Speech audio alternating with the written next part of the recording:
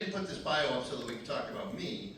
I did it more so that we could just point out a couple of things. One is bullet number 3, that list of companies that I've been at. It's not to show that I couldn't keep a job, but it's to show that throughout all those companies, I was an NVTC member. And so I'd encourage you to have that perspective. You are where you are today, but who knows, a year or two from now you might be with another company. Bring that NVTC membership with you. The relationships that you're building in one organization can transfer to another organization.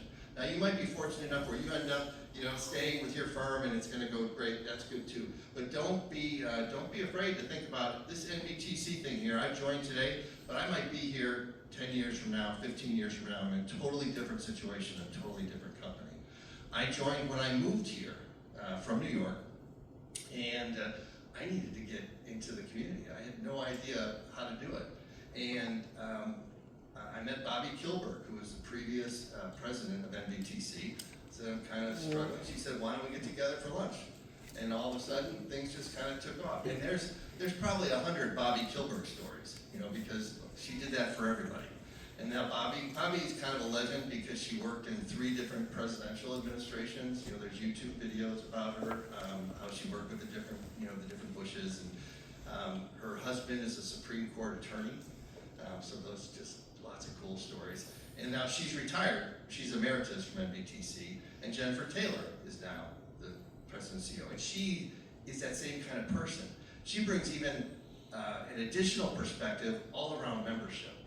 Bobby was so connected and is still so connected politically, but Jennifer builds on top of that with a focus on all of us, a focus on memberships, because she came from one of the largest membership organizations in the world, the Consumer Technology Association. They do that big trade show every year. The biggest trade show of the year is the one in Las Vegas, the Consumer Technology Show. That was hers. And so that's the group she came with. Before that, she was with AARP, I think.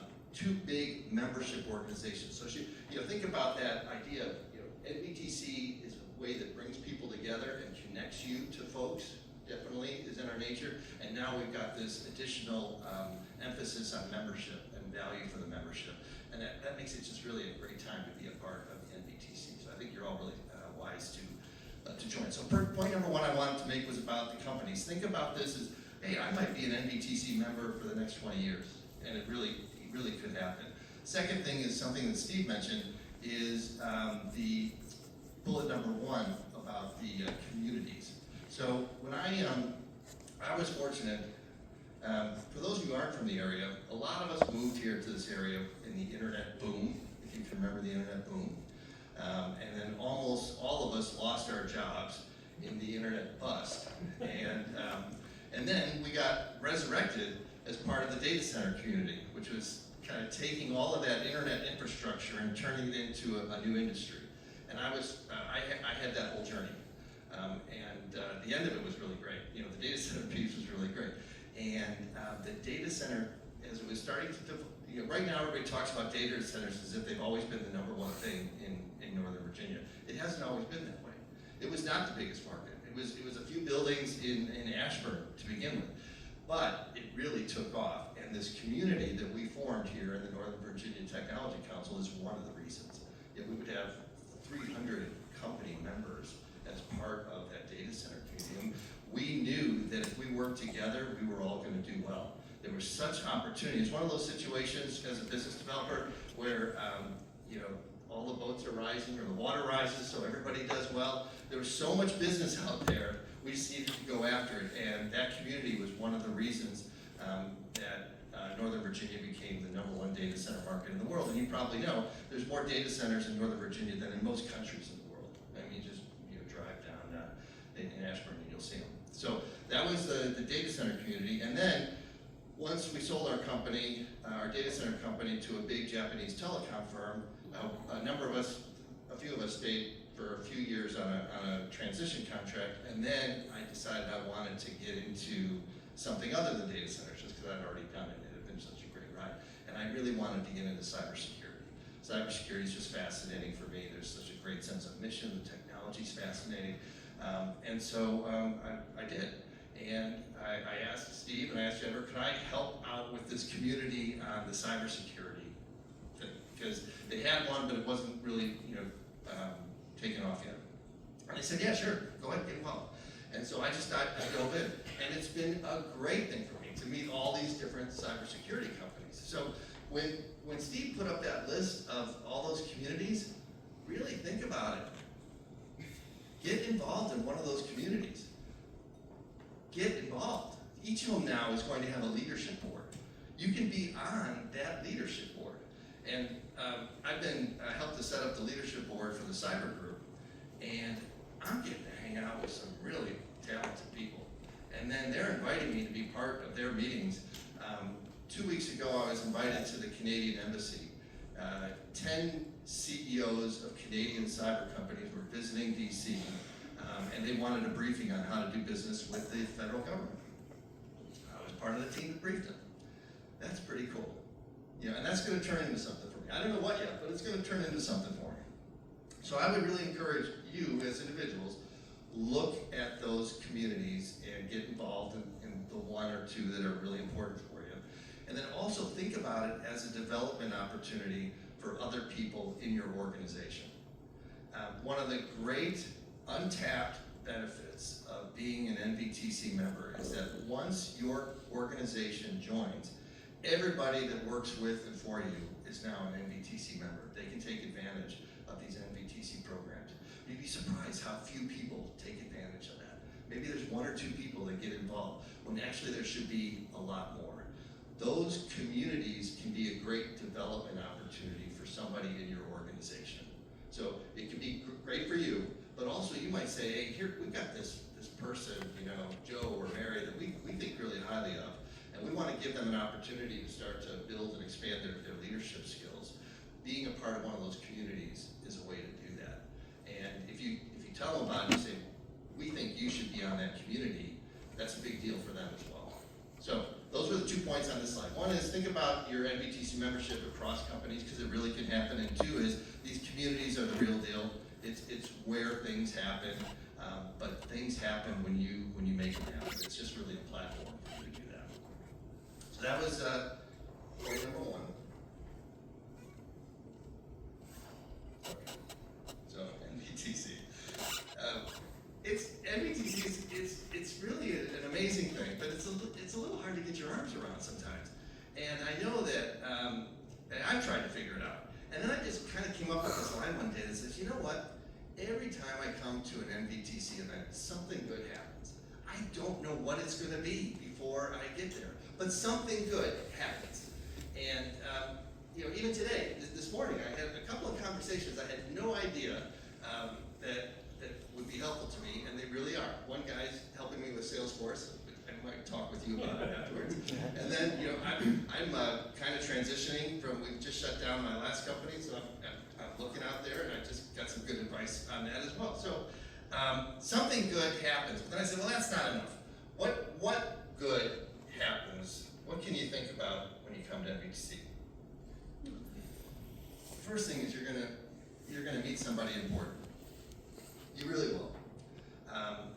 Now, I like meeting important people. I like meeting people that are a lot more important than I am. Some people think that's a fault of mine. I get really excited if I can. Yesterday, I was at a conference and I met some pretty important people. The person who's in charge of he's the National Cybersecurity Director. His name's Harry Coker. You might know. And he was at this conference, and I really wanted to meet him. I've been watching his videos and reading his stuff. I want to meet him. There he was. I go up and say hello, take a picture, blah, blah, blah.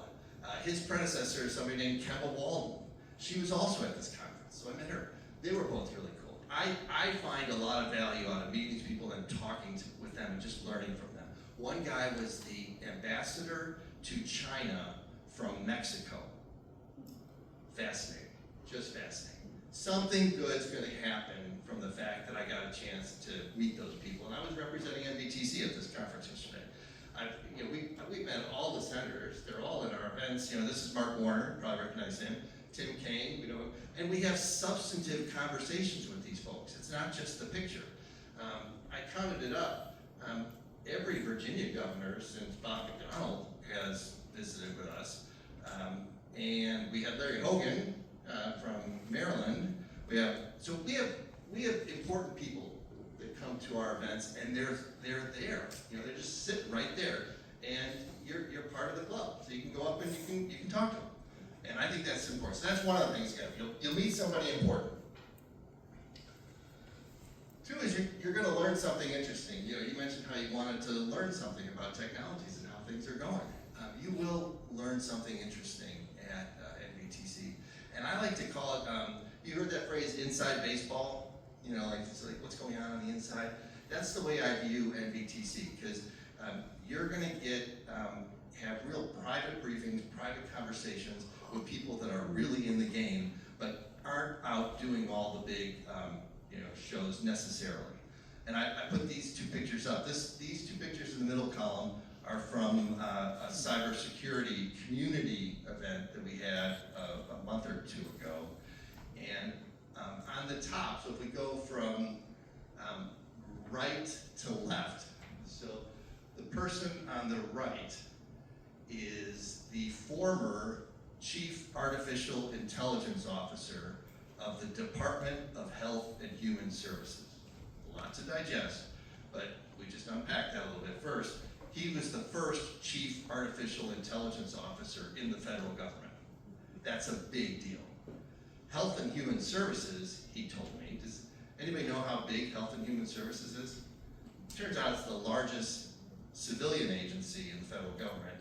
The budget for Health and Human Services is $2 trillion. $2 trillion. It's almost overwhelming. So he's kind of a legend in the federal government because he was buying all sorts. So people, you're interested in kind of presenting how products can get into the federal government.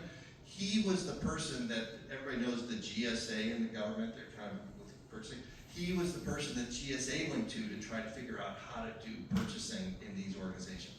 So he's fascinating. And then he left 3 years ago. And where did he go? He's now the Chief Information Security Officer at Microsoft, focused on federal civilian agencies.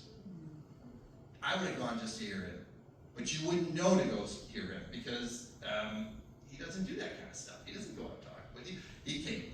The guy in the middle is from the White House. He's from the Office of the National Cyber Director, the same guy that I mentioned just recently, Harry Coker, that I met with yesterday. That's how this all kind of goes full circle. He's fascinating. Not only is he in the White House, so we did a speaker's call with him, and he was calling in from the White House. That I just thought was really cool. It didn't look as glamorous as you would think. It was like a cube, but he said, "Yeah, I'm in the White House." I was like, "Oh, that's neat." Not only so is he in the White House, but he's a 30-year military guy, an officer in the Army. He was the dean, one of the deans at West Point.